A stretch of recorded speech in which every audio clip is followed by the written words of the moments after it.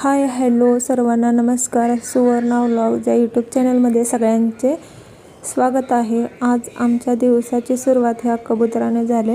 गेले 8 दिवस झाला हा कबूतर आमच्या गॅलरीत येतो आणि माणसांची चाहूल लागली की खालच्या गॅलरीत जाऊन बसतो. किचनमध्ये हॉलमध्ये कोणीच नसते तेव्हा हा गॅलरीत येऊन बसतो आणि जरा हॉलमध्ये यायला बघतो. असं गेले 8 दिवस झाले असं कबुतराचं चाललंय. इथे मी डब्यात ठेवलेल्या डाळी असं बरणीत भरायला घेतल्या होत्या. आणल्यापासून डब्यातच होत्या. म्हटलं आज बरणीत भरून घ्याव्या. आणि आज मी करणार आहे चिकन ग्रेव्ही. त्यासाठी मी चिकन धुवून 2 शिट्ट्या देऊन असं शिजवून घेतलं आहे. आता याचा मसाला करण्यासाठी मी वाळलं खोबरं घेणार आहे. आणि असं वाळलं खोबरं, कांदा, टोमॅटो, लसूण आणि खडे मसाले, तीळ, जिरं असं घेतलं आहे. आधी पहिल्यांदा तीळ आणि जिरं, वेलदोडे आधी भाजून घेतले आणि खडे मसालेसुद्धा भाजून घ्यायचे. पण आज आमच्यात खडे मसाले अवेलेबल नव्हते म्हणून काही खडे मसाले घेतले नाही. नंतर हे वाळलं खोबरं असं चिरलेलं लाल होईपर्यंत थोडं भाजून घेतलं. नंतर त्या कांदा, टोमॅटो आणि लसूणसुद्धा असं भाजून घेतला. चांगलं लाल होईपर्यंत भाजल्यानंतर आधी भाजलेले तीळ, जिरे हे आधी मिक्सरच्या भांड्यात टाकून बारीक करून घेतले. मग यामध्ये खोबरं बारीक करून घेतलं. त्यानंतर मग कांदा, टोमॅटो घालून थोडं पाणी घालून असं बारीक करून घेतलं. त्यानंतर कढईमध्ये तेल टाकून सर्व मसाला हा चांगला भाजून घेतला. चांगलं तेल सुटेपर्यंत ह्याला तेलात भाजून घ्यायचं.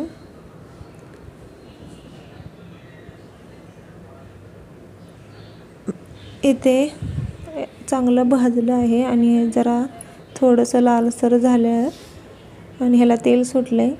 आता यामध्ये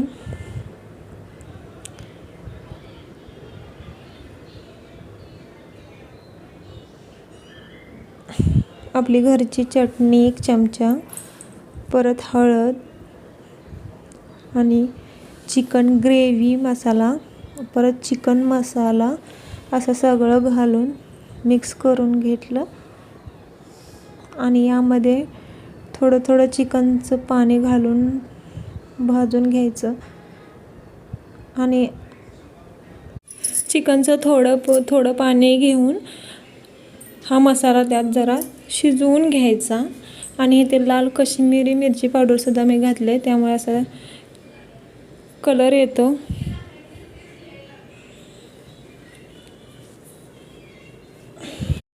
आता हे चांगलं भाजून झाले. आता ह्यामध्ये शिजलेलं चिकन घालायचं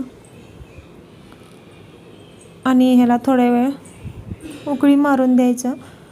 मग अशा प्रकारे हे चिकन ग्रेव्ही तयार झाले. यामध्ये थोडं मीठ आणि कोथिंबीर टाकायची. आता ही माझी चिकन ग्रेव्ही तयार झाली आहे. सुवीरचे बाबा सुवीरला आणायला स्कूलमध्ये गेले आहे. तोपर्यंत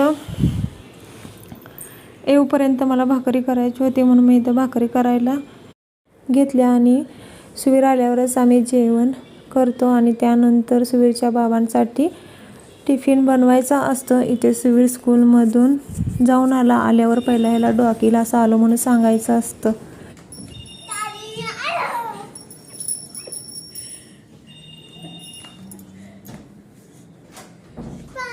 माझं एक विश केअरचं आज पार्सल आलं होतं, ते आज तुम्हाला मी दाखवते. मी ओठांना लावायसाठी मागवलं होतं. हे खूप भारी काम करतं.